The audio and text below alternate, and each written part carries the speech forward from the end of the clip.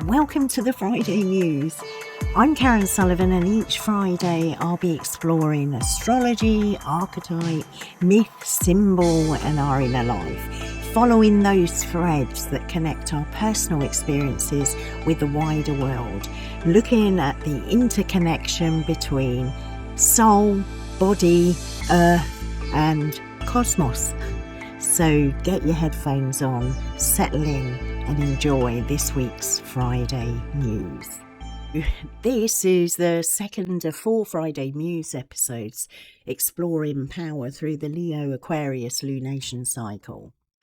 Last week I looked at how power moves through us and introduced the 4 expressions of power: power over, power within, power to, and power with.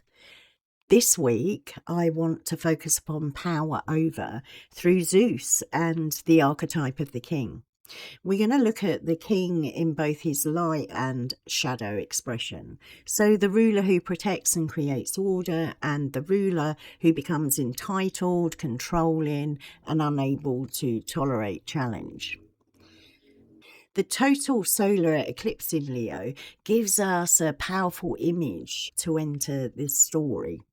The sun and Zeus are separate divine figures within Greek mythology. Zeus is not a solar figure, but I'm bringing them together symbolically.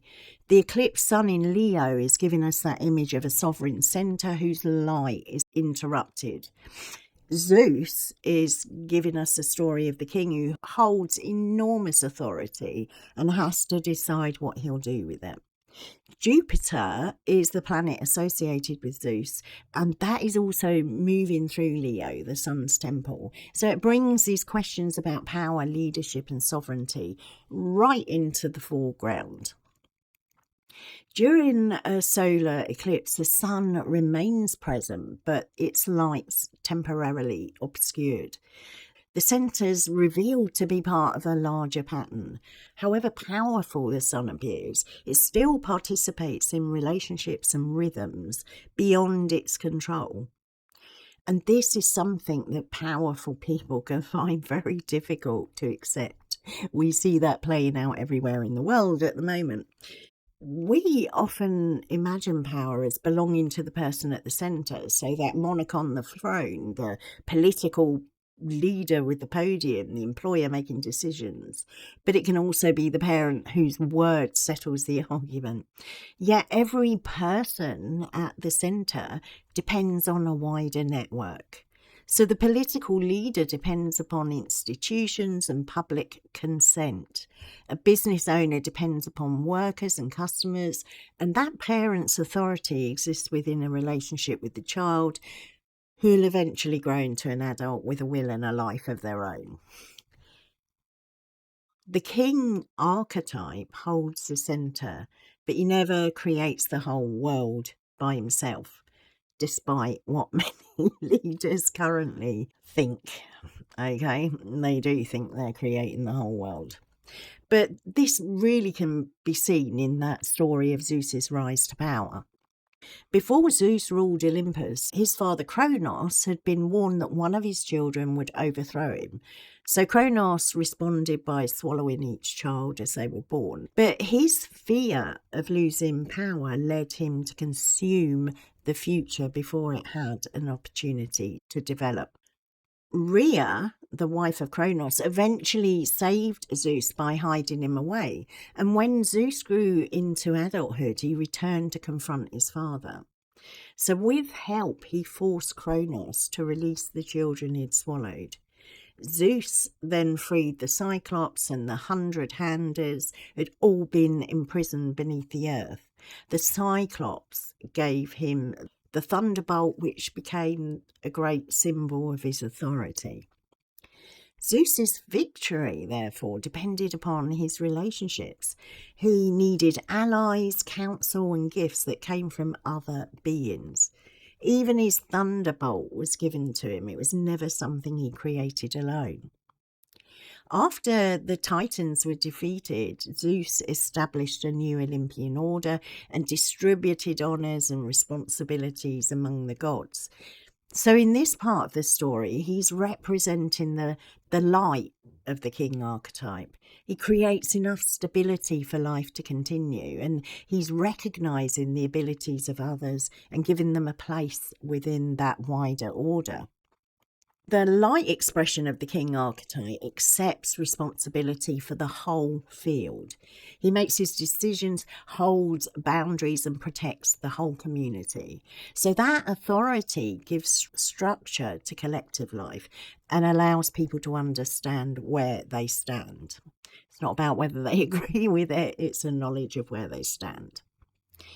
And we encounter this form of power in our ordinary everyday life. So I said in the last episode, a parent will use that power over authority to stop their young child from running into a road because the child can't assess the danger as yet. So the parent acts on their behalf. And over time, that authority has to change. The child would develop judgment, make choices, and gradually take responsibility for their own life. And a parent who can allow this movement supports the growth of another person. But the parent who needs to remain the unquestioned centre might experience the child's independence as rejection or disobedience. And something similar happens in many relationships. There might be a manager who may initially provide clear direction and help a team work well. Problems arise when the manager needs every idea to come through them or treats questions as a threat to their position. Also, it might be someone who begins by caring for a family member and gradually assumes the right to decide what that person needs. That care can become control when the other person's voice disappears from relationship. And we see that replicated. There are a few examples, but we see that replicated out in the wider world. But power over does have a necessary place in human life. There are times when someone has to make a decision, prevent harm, or uphold a boundary. But the deeper question concerns how that power is exercised and whether it changes as the people and circumstances around it change. The myth of Zeus becomes more uncomfortable when we look at what happens after he secured his reign. They always say power goes to the head. It went to Zeus's. Zeus learns that Metis, whose name means wisdom or counsel, may eventually bear a son capable of overthrowing him. And how does he respond? He swallows her. So the son who freed a generation from the belly of Kronos is now swallowing the being whose child might challenge his own rule. The new king begins to repeat the pattern of the ruler he overthrew. And again, we can see this starkly and worryingly repeated out in the world. We see those who ran from oppression, establishing a state, and now meting out that same oppression and violence against a whole people, Middle East people, West Asia people. But this is one of the most powerful images of the Shadow King. Zeus wants the wisdom of Metis, but he also wants complete control over what that wisdom might produce. By swallowing her, he absorbs counsel into himself. Wisdom can no longer stand outside of him and speak from any independent position. Athena is eventually born through the head of Zeus, fully armed. The creative power that began within Metis emerges through him and becomes associated with his sovereignty. So archetypally, this can describe the ruler who needs to own every single idea, every achievement, every source of authority. So other people might be permitted to contribute, but their contribution has to reinforce the position of the person at the centre. So we might recognise this dynamic in organisations where talented people were welcomed until their abilities begin to challenge the leader. And we can see it within our families where one person presents themselves as the source of everything good and treats the accomplishments of others as a reflection of their own importance. We can find it in ourselves. We may ask for advice while secretly hoping that everyone will confirm what we've already decided. We go hunt for it, don't we? Confirmation bias, it's called. Okay. We like the people who agree with us. It's a human trait. We just need to be aware of it. And also, we might invite honesty and then become really defensive when someone tells us how our behaviour has affected them. And we've all experienced that prickly pear feeling. The Shadow King is worse, is experiencing challenge as betrayal. So what's happened is he's become fused with his position. So any questioning of his decisions feels like an attack upon his own identity. He struggles to distinguish respect from obedience and loyalty from agreement. Zeus also shows us how authority can become entitlement. Through his mythology, he repeatedly uses divine status, transformation, and disguise to gain access to those he desires. His position allows him to act while other people carry the consequences. Ganymede is carried away from his home and family because Zeus desires him for his beauty, and he receives immortality in a place among the gods. But the ancient story gives us no sense of what Ganymede wants. Zeus decides, and Ganymede's life is transformed around that decision with no reference to Ganymede. And I'll return to Ganymede next week when we consider assigned roles, autonomy and agency. But for now, his abduction shows us something important about power over. That person with greater power can sometimes present what they offer as a gift while remaining unable to hear whether the other person wants it. Have we done that? Yeah, probably. But it can happen whenever one person controls something another person needs. That imbalance might involve money, housing, employment. It could be professional knowledge, emotional security, or social belonging. It happens an awful lot within the healing and caring professions. People are not acknowledging their power over. They're not being tyrannical. They're just not acknowledging that they have that power and they think what's best for the person. Happens all the time. A request can really sound gentle, but it can carry the unspoken knowledge that refusal will have consequences. And that's the position of the person who is in the less powerful position. They might hear gentleness, but they're thinking of the consequences if they refuse something. We also see that dynamic a lot in groups, group consensus, or even wider, the social contract. The ethical use of authority involves a lot more than good intentions. So a person might genuinely believe they're acting in another person's best interest, but the experience of the person affected really matters.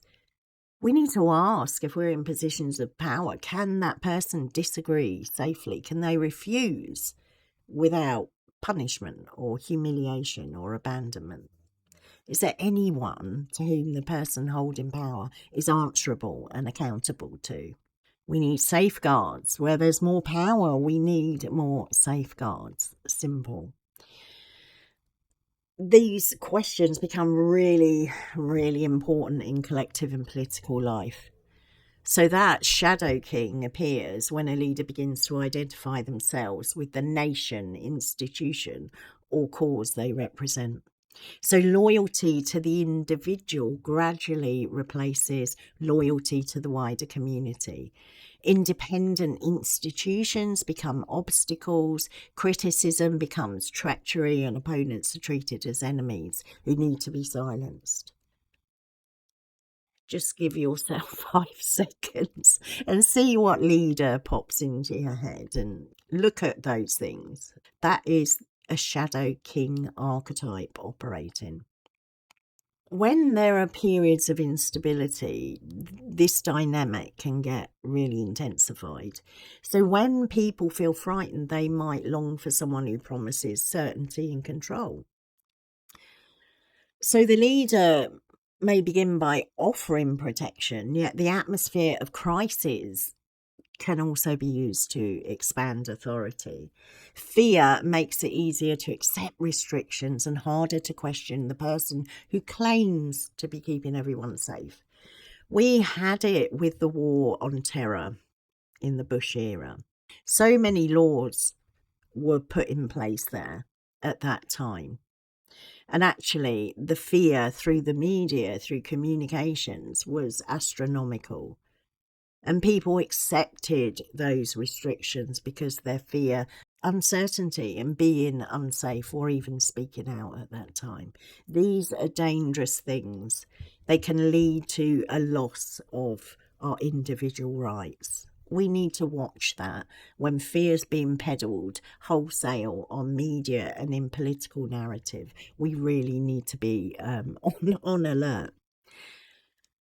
And that political power shapes the story a society tells about itself. It can determine whose suffering becomes visible, whose testimony is trusted, whose actions are described as reasonable or necessary. And again, I go to current situations. The suffering of the people in Gaza is being pushed through the narrative as collateral damage, a necessary evil. Yeah, there's so many narratives about that. Their life, their suffering is masked, as are other people who are being genocided by colonial powers. So political power also shapes the story, the narrative a society is telling about itself. It can help determine whose suffering becomes visible, whose testimony is trusted, and whose actions are described as reasonable or necessary. So powerful nations can present their own interest as the preservation of order or democracy, while people with far less power bear the consequences of that. Bombing democracy into whole countries is a terrible way to express power over. So governments often use the language of security to justify actions that would be condemned if it were carried out by an opponent. The shadow king assumes that his own motives are righteous and that his position places him beyond the standards applied to everyone else. Look at international law and the state of it at the moment. There are shadow kings right now justifying their actions that they would condemn elsewhere and from other nations. And also, we can see something similar on a much smaller scale when the person causes harm, becomes preoccupied by defending their intentions. So they can explain what they meant, why they acted, and how difficult the situation was for them. And that, again, that's something we've probably all done. But what's important here is the experience of the other person disappears beneath the need of the one at the centre to remain good, justified, and in control of story. We all have the expression of king in our psychological makeup, and we can all express both the light and the shadow. There's no judgment here. It is just how human beings are generally. But that shadow king can also live inside us as an internal authority that tries to control the whole of our experience. We often call it the critic. But we might attempt to rule the body through willpower, demand constant productivity of ourselves, or treat our grief and vulnerability as acts of disobedience. So we become the ruler who refuses to listen to the people of our own inner kingdom. And that's that shadow inverted. So the eclipse sun I spoke of earlier can reveal what the solar centre has been unable to see, dazzled by their own light, are kings. So something that's remained in shadow can enter our awareness. We might have been recognising the cost of always needing to appear strong, competent or certain. We might see as well our need to control a situation has prevented a more honest relationship with uncertainty. And we are all subject to that, controlling the things that bring us uncertainty. So there's another story about Zeus that's offering a different expression of the king. During the Trojan War, Zeus sees that his mortal son, excuse the pronunciation, Sarpedon, is approaching death. He considers rescuing him from the battlefield, but Hera reminds him that other gods also have mortal children in the war. If Zeus uses his authority to spare his own son, the larger order will begin to unravel as every god demands the same privilege. And Zeus allows the destined death to take place. He grieves, and afterwards he ensures his son's body is cared for and returned to his homeland. So here, the king's experiencing sorrow and personal desire whilst accepting a limit upon his power. He recognises that his position can't be used solely for his own benefit, so he remains responsible for an order that extends beyond his private wishes. This gives us an image of authority tempered by restraint. The capacity to do something doesn't automatically create the right to do it. Mature power can tolerate limits. It can receive counsel and accept that other people possess needs, perspectives, and futures of their own. Oh, for that beautiful leadership. But perhaps the deeper question of the king archetype is whether the person at the centre can remain in relationship with everything that surrounds him. So can they listen when another person's experience differs from their own, or allow someone else to grow beyond the role they're originally given? Can they share authority without experiencing that sharing as diminishment? And when their power causes harm, can they turn towards the consequences and take responsibility for repair? The Leo eclipse darkens the solar throne for a moment, and it's reminding us that no centre is permanent and no ruler stands outside the larger movements of life. Authority can give us the power to affect other people, but it also increases the responsibility to consider the effect we are having. So as you move through this week, you might notice the places where you're holding more power than you usually acknowledge. Or you might notice what happens inside you when someone disagrees, sets their limit, or chooses a path that you wouldn't have chosen for them. You might also recognise the situations in which another person's authority causes your own voice to become smaller. These moments can tell us so much about our relationship with power over that particular expression of power. Next week, I'm going to turn to Hebe and Ganymede carrying the cup of the king as we explore power within and power to. We'll also consider assigned roles, the gradual development of autonomy, and what it might mean to reclaim agency within the circumstances of our lives. You can also follow the unfolding astrology and mythology of this cycle through the free lunation resource in the Lunar Rhythms collection over on the portal, link in the description. And that's what I have for you this week. Thank you for being here, and until next week, be tender with yourself and honest about what's arising in you. Give yourself the time and space to stay close to your own experience and to listen to what it might be asking of you. I'll be back next Friday with another muse. And until then, have a lovely weekend, and I will see you in the next one.